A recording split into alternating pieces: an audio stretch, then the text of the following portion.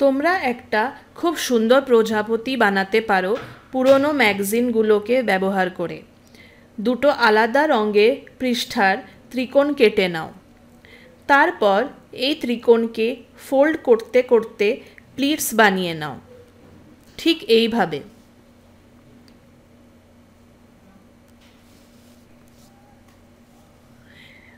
এরপর দুটো ত্রিকোণকে একসাথে লাগিয়ে মধ্যেখানে সুতলি দিয়ে বেঁধে দাও।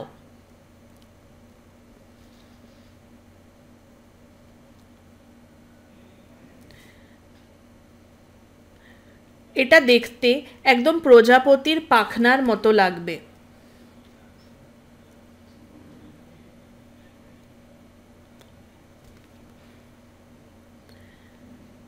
এরপর এক কার্ড পেপারে প্রজাপতির শরীরটা এঁকে নাও ভালো করে স্কেচ পেন দিয়ে, আর এটাকে আঠা দিয়ে প্রজাপতির গায়ে লাগিয়ে নাও। সুন্দর প্রজাপতি তৈরি। এটাকে তোমরা সুতলি দিয়ে দেওয়ালেও লাগাতে পারো, তো দেওয়ালটা খুব সুন্দর হয়ে উঠবে।